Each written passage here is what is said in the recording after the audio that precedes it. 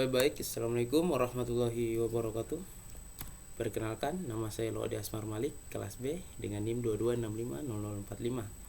Di sini saya akan memaparkan materi tentang pengantar kecerdasan buatan. Kecerdasan buatan atau bisa disebut artificial intelligence atau bisa juga disebut dengan AI, diartikan sebagai kecerdasan yang dibuat. Kecerdasan buatan adalah kecerdasan mesin yang mampu berpikir menimbang tindakan yang akan diambil dan mampu mengambil keputusan seperti yang dilakukan oleh manusia.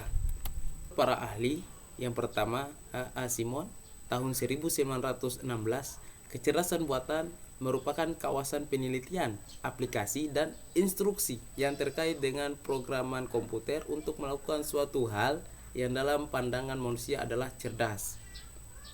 Terus yang kedua, Richard Knick, tahun 1991, kecerdasan buatan merupakan sebuah studi tentang bagaimana membuat komputer melakukan hal-hal yang pada saat ini dapat dilakukan lebih baik oleh manusia. Tujuan kecerdasan buatan yang pertama, membuat mesin menjadi lebih pintar.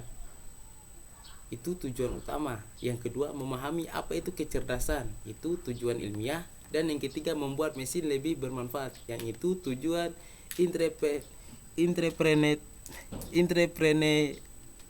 entrepreneurial. Arah kecerdasan buatan. Yang pertama, mengembangkan metode dan sistem untuk menyelesaikan masalah AI dengan mengikuti cara manusia menyelesaikannya, atau bisa disebut sistem pakar atau expert system. Yang kedua, mengembangkan metode dan sistem untuk menyelesaikan masalah AI melalui pemodelan cara berpikirnya manusia atau cara bekerjanya otak manusia.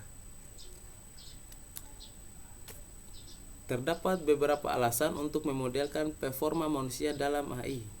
1. Untuk menguji teori psikologis dan performa manusia. Yang kedua, untuk membuat komputer dapat memahami penalaran manusia. Yang ketiga, untuk membuat manusia dapat memahami penalaran komputer. Dan yang terakhir, untuk mengeksploitasi pengetahuan yang dapat diambil dari manusia. AI terdiri dari 4 bagian.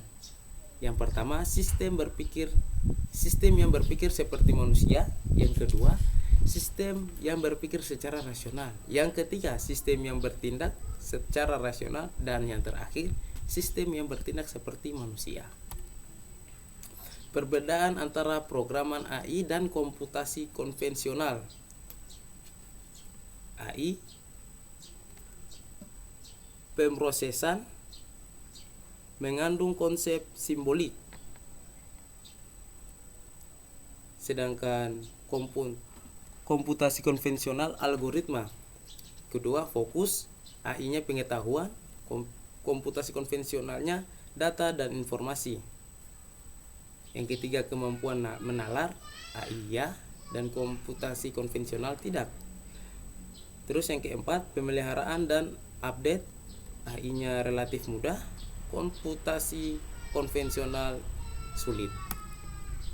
Kelebihan kecerdasan buatan. Yang pertama, lebih bersifat permanen. Yang kedua, lebih murah. Yang ketiga, bersifat konsisten dan teliti karena kecerdasan buatan adalah bagian dari teknologi komputer. Sedangkan kecerdasan alami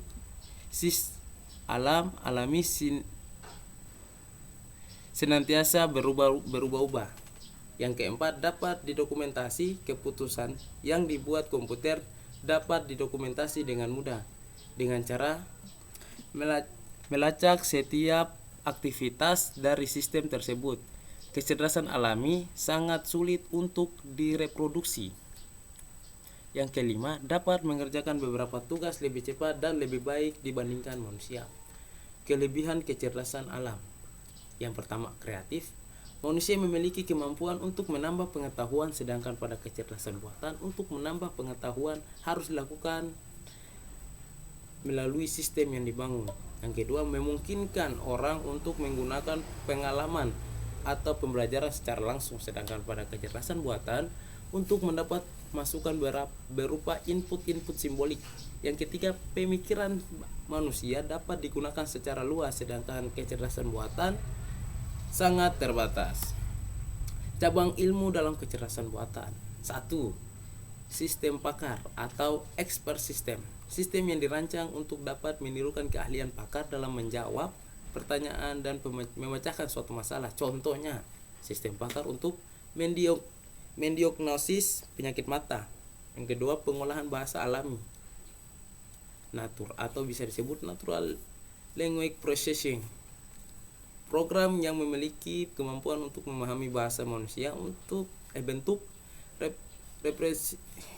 representasi dari suatu pesan yang ingin dikomunikasikan antara manusia. Contohnya Google Translate. Yang ketiga, pengenalan ucapan.